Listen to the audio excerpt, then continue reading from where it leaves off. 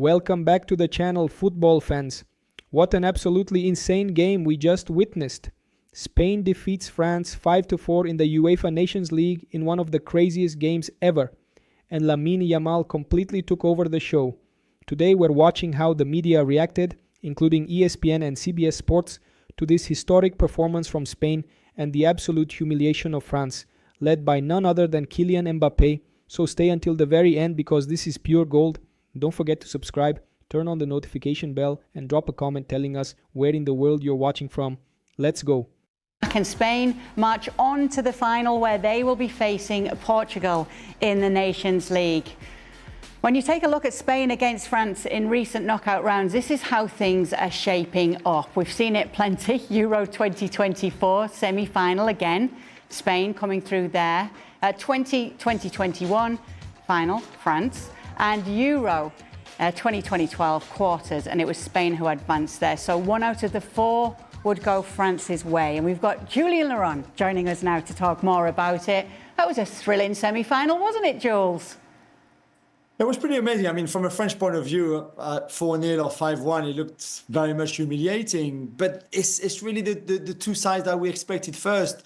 Defensively, they had a lot of players missing. It was very much a makeshift defense. No Saliba, no Upamecano, who would have started at centre-backs. No Jules Koundé at right-back. So Kalulu made his debut and clearly looked out of his depth. He's not a bad player, but clearly right now this was not the solution for him to play at right back in a game like this against Nico Williams and Pedri and Lamine and Oyarzabal. He makes a mistake on the first goal.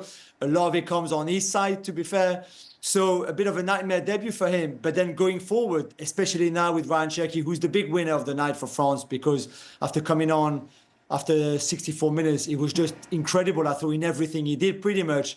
Plus Olise, Ndoué, and Barcola, and Mbappé, and Dembélé. France going forward looked great at times. And even at 0-0, they were the better team. Even at 2-0 at half-time, they were still, I thought, the better team in that first half. But Spain are just so good, so efficient. But there was a lot to take positively for the French still. Absolutely. Tell us a bit more about Ryan Cherki, Jules, because I feel that we're seeing his name everywhere at the moment. Yeah, we'll talk about him later with Manchester City, obviously heavily linked, and I believe that deal will go through. But I think this was long due, finally, a first cap for him, even a first call-up, because Deschamps had never called him up before. This was the first time, and gave him his debut tonight in a tough game, especially when you were 5-1 down. I guess the French had nothing to lose anymore when they were 5-1 down. But we saw everything that makes Ryan Cherki very good to start with, the 2 feet. Again, I mean, Stevie and Xhaka might have played with players who were two-footed, but I can't really remember somebody who was so two-footed like him. He takes free kicks and corners with both feet. He can shoot and cross with either feet exactly in the same way. He can dribble with the 2 feet exactly the same way. And we saw the creativity tonight, the finishing on his goal, the assist on the cross for Colomwani, the 4th goal for France. His second assist for the Vivian own goal too, that ball for Malo Gusto. Perfectly timed and perfectly into space. He's just a wonderful player to watch. Talking about what we saw in this game, obviously the Nations League, that was almost completed, that comeback from France there. Once Spain had got that result, maybe they took their eye off the ball. Maybe they thought they'd done it, Stevie. Well, they did, and they made a lot of changes as well, which completely disrupted them. You know, I agree with Jules that at half-time, it could have been 2-0 to France. I mean, had it been, you couldn't have complained. It's just that Spain took the chances. But where they separated themselves, Spain, was that first 15 minutes of the second half. And for me, they finished the game off. And at no stage did I think France were ever going to get back into it. Yes, it looks good here, 5-4. But that little spell, they were just too good for France. And you've got to give France credit. Playing for pride, they came back. Obviously, Cherki coming on was the main difference and the reason, in my opinion, they got back to 5-4. So, yeah, I mean, no question. Cherki, if you're a Man City fan, boy, you're licking your lips. I agree. Cherki, the big winner, as Jules put it. And I'm also in total agreement. I thought at 0-0, there was only one team really in it, and that being France. And it feels almost ridiculous to be saying to a French team with the successes that they've enjoyed, especially under Didier Deschamps, some of that squad, and I know they're new players, but you've got to take those chances when you have them. France were clearly on top, and then all of a sudden, kind of given Spain's own talents, they get the better, they get the breakthrough, and never really looked, and you didn't think there'd be any catching them at any point. But then, even then, as they make changes, you want to have that same conversation with the Spanish national team. Like when you're this far in front, you don't give up the cheap penalties that Porro does. You don't allow good teams back into the games. So all being said, fantastic game of football for the neutral.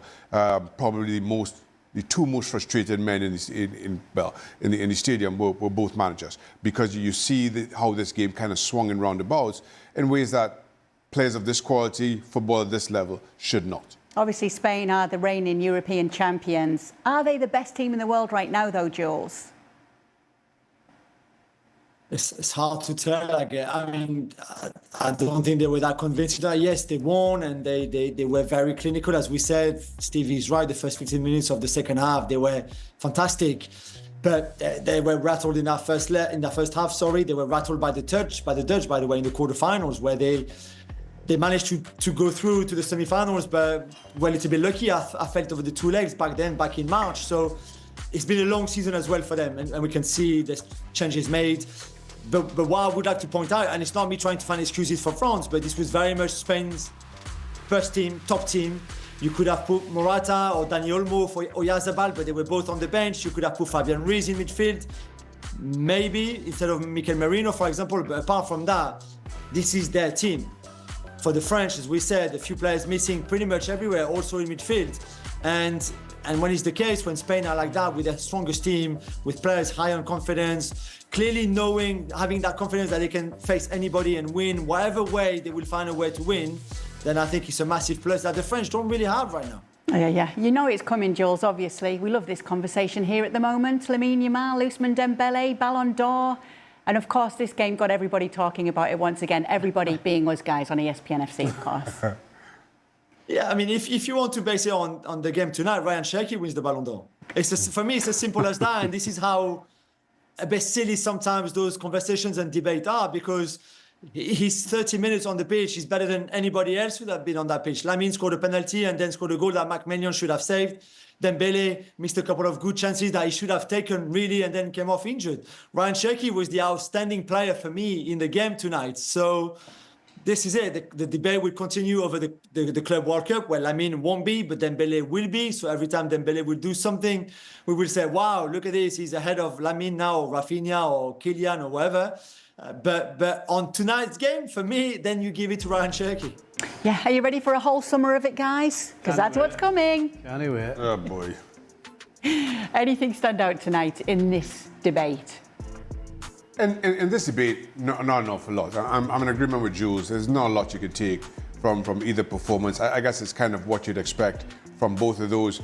The one thing that you can't help but say about Lamine Yamal, just kind of as you're reminded of his age. What was he? 7? Is he 18 yet? He's nearly 18. He's still 17. Not even 18 yet. But so, for instance, he gets fouled for the penalty from Rabiot. He picks the ball up and he's there juggling the ball on his shoulder. I mean, it really is, for an 18-year-old playing this game at the highest level, it really is as though he's on the playground. And that for me is the most amazing thing. So in terms of this debate specifically between Dembele and Lamine Yamal, the only takeaway from this is that Lamine Yamal just plays this game as though he were with his friends, without any kind of pressure. And that is a joy to see. And while Jules is right, certainly in terms of stats, not an awful lot to point out. Give him a goal that should have been saved and a penalty, just his all-round play through midfield. He gets people out of their seats. And that's the one thing, that's probably the biggest takeaway from Lamine Yamal, that regardless of who he's up against, the situation, the circumstance, people just come to life whenever he picks his ball up. And you saw it again. Defenders don't know how to play. At this stage, though, the people that are voting for the Ballon d'Or, it comes down to personal taste. You know, whether you like guys who do flicks and tricks, do you like pace, do you like strength? So who are you picking tomorrow? If you're picking a team and you've got the choice between the two of them? I'm picking Yamal. That's my taste. Are you a flicks and tricks guy? Is that He is what a you're telling flicks us? and tricks guy. Well, he does it all. He's got it all. Stevie's nothing if not a flicks and tricks guy. Let's talk about Lamine Yamal stepping up for the penalty at 17 years old and that cool demeanour that we did see once again, Jules. Yeah, I mean, this for me. I know technically he's clearly a genius and he's fantastic to watch and fantastic to see. And yes, he does things that are wonderful to watch. I just love the personality more than anything else. And I know not everybody is a fan of this super confidence, even at 17 years old. But like Shaka said, to be so relaxed before taking a penalty like that, and it would be in a Champions League final, it would be in a World Cup final, the Euros, to also be the leader and wanting to be the leader, wanting to lead by example at that age is wonderful. I mean, again, I know we talked about it on the show, but when he played that first leg against Inter Milan in the Champions League semi-final, and that was his 100th game, and at the end, he was clearly not happy with the performance and the result, and they handed him that shirt with the number 100 and his name, and he was so not happy. He was not even smiling. He just could not wait to go back into the dressing room because he was so frustrated. This is it. He's the leader of Barcelona. He's one of the leaders in the Spain team, and at that age, I think it's scary to see. And now we're looking forward to seeing how that final plays out, an Iberian Peninsula final between the game of the day, that is for sure, between Spain and France. A repeat of the semi-finals of the Euros last year. Went head-to-head in Stuttgart in the Nations League for a spot in the final against Portugal. And it was an absolutely insane match of football. Spain leading 5-1 in the 67th minute. And they were just cruising. You thought it was going to be an easy victory for the Spaniards once again against France. But France came roaring back. They scored another 3 goals. And Spain just about managed to hold on. And I say just about because it did look like France might score an equaliser, winning 5-4. I mean, we're not too far removed, are we, from the Champions League final? There's plenty of players on the pitch who were involved in that game. You mentioned fatigue there, the fact that there just simply isn't a break in world football these days from club football to international football. But that was certainly a great advert for the game, wasn't it? Listen, I'm going to put this straight as I possibly can be. That, to me, was a game of players who were trying their best but couldn't provide their best. There was entertainment value from both sides of the field. There was poor performances, certainly individual poor performances, team poor performances, positional play poor performances in the direction of France. I mean, I thought in the first half, especially the first hour of that game in front of goal, they were poor defensively. They were awful for the whole game. Spain just switched off and allowed France back into the game. But I mean, it was a wild affair. And this is what to be expected after a long, grueling, competitive season where your domestic season is long. You get rarely a break domestically. You've got cup competition to deal with. Then European competition has been extended now, so you're playing more games at that elite level. And then, by the way, there's no break for you because there's a FIFA Club World Cup. For the majority of these players, they'll have to do that for their club team. So what we witnessed out there was a tired, fatigued performance and yet a willingness to try and go and win a trophy for your nation. So the performances from both teams wasn't exceptional. It was by far one of the poorest performances from both teams that I've seen for a long time. And France conceding 5 goals? They haven't done that since 1969 against the English. And I hate bringing up England on this show. So congratulations to Spain for obviously getting the job done. And they did just enough in the end. But it's hard not to believe that they switched off at some point in this game and sort of rested a little bit more. We'll talk a bit more about Spain in a second, but we'll focus on France to start with, because we wondered what side Didier Deschamps would go for, whether or not the likes of Dembele, Doué, those players who played in the Champions League final not long before this game would be featuring. They did start, as we showed you, the starting lineup there, but it's almost a bit of a curse now against Spain for France. No matter what they do, they can't seem to quite find a way to beat them. Yeah, and I think obviously go back to the Olympics as well. There was something so recently that maybe hurt the French and an opportunity for them to put out a strong starting 11 to try and get to the final. And it was a good 11. Obviously, Doué was unbelievable, as was Dembele in that Champions League final. But the backline is where the biggest problems have been for France, obviously trying to get healthy and trying to maybe maintain your top performance along that backline. They went with Hernandez, Longley, who was awful on the night tonight. Konate wasn't much better in that centre-back position alongside him. Kalulu was terrible as well. And at Magnan, I mean, I thought he was poor. And a couple of the goals he should have done so much better. So there's no doubt that defensively France were really poor. But I'm going to throw this out there. It's not just about the defense, okay? It's about what happens offensively. And I thought France going forward, they created so many opportunities in this game. And in the first, 60 minutes until the goal started rolling for them, 70 minutes obviously, in the closing stages they scored a barrel load. But they just missed so many clear chances. They kept on heading at goal and so close to Unai Simon, who was excellent for Spain, but so many you would expect him to save. I thought they were missing that finishing touch for a large portion of this game, and then all of a sudden it started to happen for them. But this France team have got a lot of problems right now, and I don't know if you can read too much into this game, Adam. This is where I'm going with what I'm trying to say, and this is why I'm energetically passionate about this. These players are playing far too many games. At the end of the day, the quality of product is going to suffer. It wasn't much quality in that game. We saw goals, yes, but we also saw a lack of real desire from players defensively and in midfield. These players are running on nothing. They've got nothing left to give, and that's the performance you get. It was like a friendly game in my regard. Players going out there to just play football, have fun, play football. If you win, you win. If you don't win, whatever, we move on. But I just think it was Spain who had that quality the most in at the earliest point in the season, in the game, obviously, to get that such an advantage that was just far too much for France to come back into it, and they almost did. Let's talk a bit about Didier Deschamps, because obviously with his success with the national side, he earned the right to take them to another World Cup. But are you a little bit surprised that he's been given that opportunity? Do you think the time was right, perhaps, to make a change with a year to go to the World Cup, just to bring someone fresh in? I mean, you've got Zinedine Zidane, so many other big French players waiting in the wings for their opportunity to manage this national side. Yeah. And Didier Deschamps, for all of his qualities and what he's done with this team, he is quite a defensive coach. And when you've got so much attacking talent, is he the guy to get the best out of this team? No, I still think he's done a great job for him. I mean, he's over 168 games, something like that, and he's won over 107 games for the national team, and obviously been very, very successful on the international stage when it comes to winning major tournaments, and this no different. Obviously a competition they've won before.